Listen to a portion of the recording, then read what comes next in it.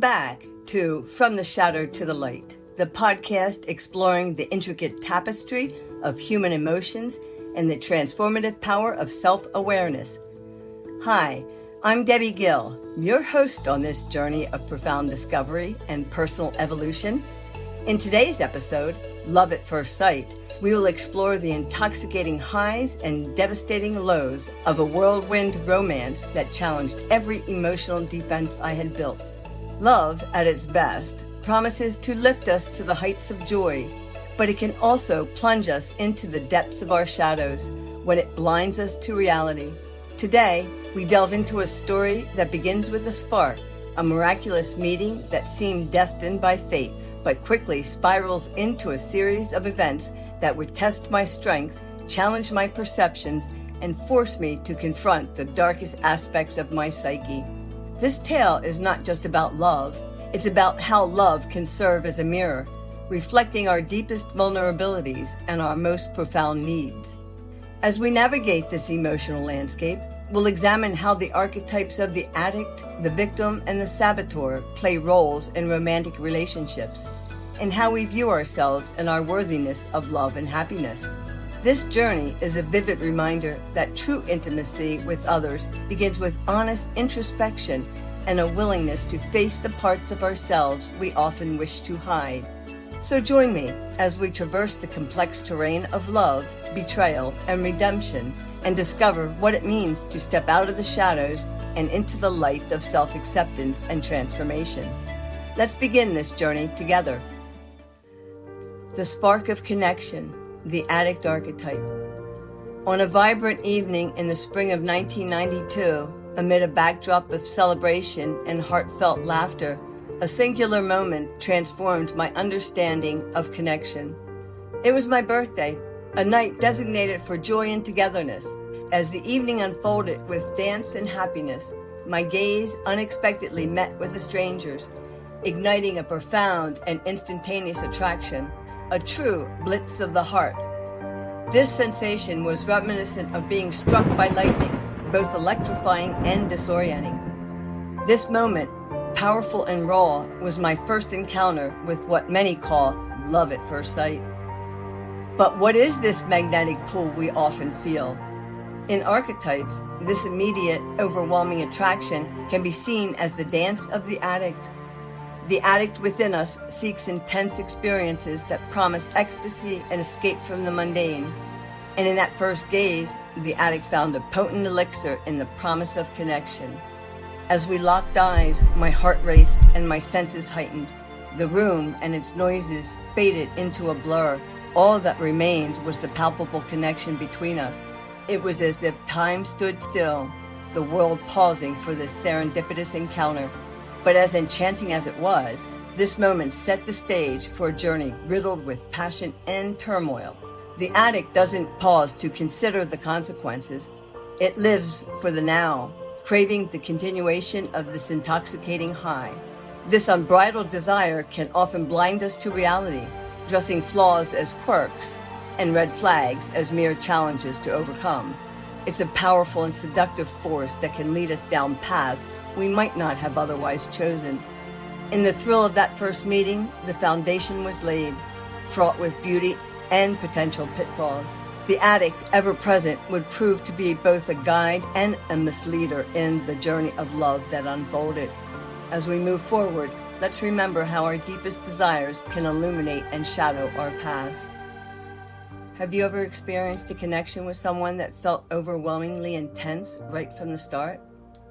How did this intensity influence your emotions and decisions in the early stages of the relationship? How have you handled situations where emotions ran unusually high in your relationships? What strategies have you found effective in balancing these intense feelings? Looking back at your past relationships, can you identify moments where your feelings might have overshadowed more practical considerations? What did you learn from these experiences? And how have they shaped your approach to new relationships? Unveiling betrayal, the dance of the victim and the saboteur archetypes. A chilling revelation surfaced as the warmth of initial infatuation settled into the comfort of companionship. Uwe, the man whose gaze had once stopped time for me, confessed that he was married. This disclosure was not just a crack in the idyllic image I held, it was a devastating blow to my trust. Betrayal, particularly in matters of the heart, invokes the victim archetype within us, embodying our feelings of being wronged and the deep pain of deception. The pain of betrayal resonated on a deeper, more personal level, echoing the haunting memories of deceit I had witnessed in my own family. The line my father told me at a young age when I was learning to speak planted seeds of distrust that blossomed whenever I encountered dishonesty in my relationships. This early exposure to deceit shaped my emotional landscape, heightening my sensitivity to betrayal and complicating my reactions. It wasn't just the act of betrayal that wounded me, but also the resurgence of past pains, a reminder of the fragility of trust and the deep scars those closest to us left. Each instant of betrayal in my personal relationships felt like a replay in the past, a narrative I knew all too well, yet struggled to reconcile each time. The victim within me was not just hurting, it was also seeking justice, yearning for a resolution that would somehow mend the broken pieces. Yet another archetype subtly asserted its influence in this narrative of pain and betrayal: the saboteur. Driven by unresolved desires and fears, this part of me rationalized and justified the continuation of a relationship marred by deception.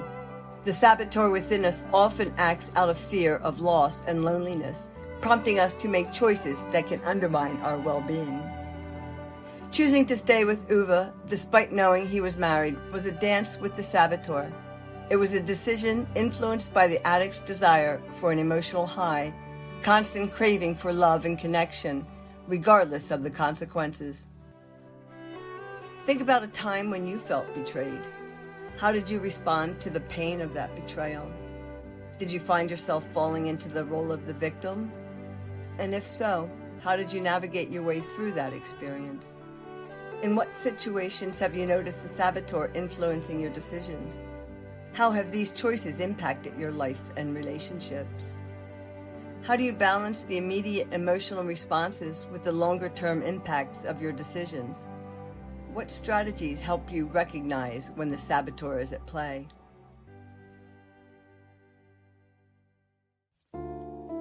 Mental health challenges and the shadow's depth. As my relationship with Uwe unfolded, it brought not only moments of joy and connection, but also profound mental health challenges. The emotional roller coaster intensified, culminating in an act of desperation that forced me to confront the deepest shadows within myself. 2 days before Uwe was set to leave the United States, overwhelmed by fear of abandonment and engulfed by despair, I made a drastic decision to swallow 21 of my father's Valium pills. This crisis was a moment of acute distress and a stark manifestation of the saboteur and the victim archetypes working in tandem. The saboteur, acting on deep-seated fears and unresolved pain, propelled me towards self-destruction.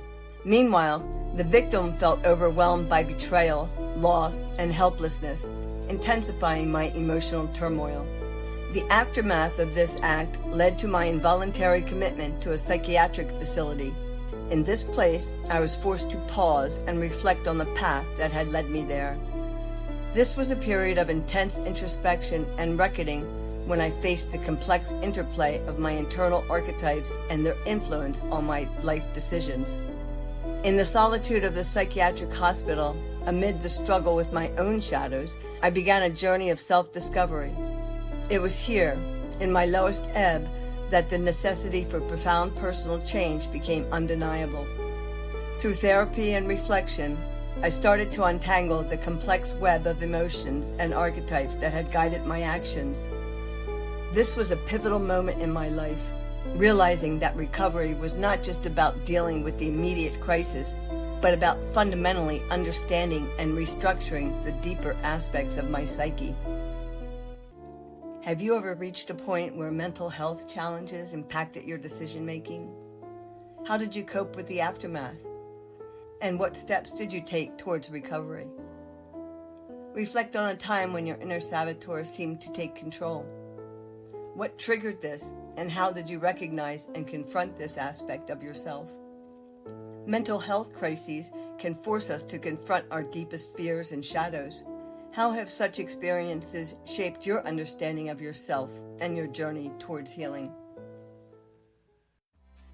Navigating long-distance relationships with cultural differences. Navigating a long-distance relationship with significant cultural differences presented unique challenges. After Uwe returned to Germany, the daunting task of maintaining our connection intensified. This period of long-distance romance tested our commitment, forcing us to confront cultural differences and communication barriers head-on. Maintaining a relationship with someone so far away requires creativity, patience, and a deep understanding of each other's worlds. The efforts to sustain our bond involved frequent letters, faxes, and phone calls, as well as planning visits whenever possible. Each interaction was about staying connected and weaving our lives together despite the miles apart. The emotional toll of a long-distance relationship was compounded by the cultural adjustments required on both sides. Charming differences grew into real challenges that demanded flexibility and empathy. We had to navigate the physical distance and the space between our cultural expectations and relationship norms. The journey through this long-distance phase was a profound learning experience. It taught me the resilience required in love and the importance of mutual respect and understanding. Engaging in this relationship with all its inherent challenges encouraged significant personal growth, pushing me to be more communicative, patient, and open-minded. Have you ever been in a long-distance relationship? What strategies did you employ to maintain connection despite the physical distance? How have cultural differences impacted your relationships? What have you learned from these experiences about communication and understanding? Reflection on personal growth and self-discovery. The experiences and challenges presented by my relationship with Uwe, from the whirlwind romance to the struggles of a long-distance relationship marked by cultural differences, have been profoundly transformative. Each phase of our journey, from the highs of passionate reunions to the lows of painful misunderstandings, has contributed to a deeper understanding of myself and the nature of love. This relationship tested my resilience, patience, and ability to communicate across barriers, not just geographical, but also emotional and cultural. It pushed me to evaluate what I truly value in a relationship and what I am willing to endure for love. This introspection led to significant personal growth, enabling me to emerge empowered and more aware of my needs and boundaries. During this time, I also learned the importance of self-reliance and the strength of being comfortable with solitude. The periods of separation, while challenging, provided valuable space for personal development and self-reflection. They taught me that while love can be a shared journey, personal happiness and fulfillment come from within. In embracing the challenges and leveraging them for personal growth, I've learned to navigate not only the complexities of a relationship, but also the journey of self-discovery. This theme is not just about the difficulties we face, but also about how they forge us into more complete, self-aware individuals. It highlights the dual path of personal and relational evolution, emphasizing that each step taken in challenge is also a step taken in growth. How has love changed you? What have you discovered about yourself through your relationships? What lessons about love and personal growth have you learned from your experiences in long-distance or culturally complex relationships? Reflecting on your own journey, how do you balance your personal development with the demands of a relationship? Embracing love's lessons and personal transformation. As we conclude today's exploration of love at first sight, it's evident that the path to understanding love and ourselves is layered with complexity. Each theme has woven a detailed tapestry of emotional highs and lows, showcasing the resilience needed to navigate the intense experiences of connection and heartbreak. Throughout this episode, we have seen how true resilience is not merely encountered, but forged in the crucible of relational dynamics and personal introspection. Whether navigating the immediate impact of a magnetic attraction, dealing with the fallout of betrayal, or bridging the vast divides of a long-distance relationship, each situation has presented profound opportunities for growth and deeper understanding of self. This journey has illuminated the importance of self-awareness, underscored the value of honest communication, and highlighted the transformative power of facing our inner shadows. These reflections remind us that while we may not control every aspect of our relationships, we have the strength to persevere and the capacity to grow from each encounter. Our paths are defined not just by whom we love, but by how we love and learn from each experience. And so, as we bid farewell to this chapter of our journey, let us carry forward the lessons we have learned, the wisdom we have gained, and the hope that burns brightly within us. For in the end, it is not the destination that matters, but the journey itself, the journey of exploring our hearts and stepping into the light of our true potential. Until next time.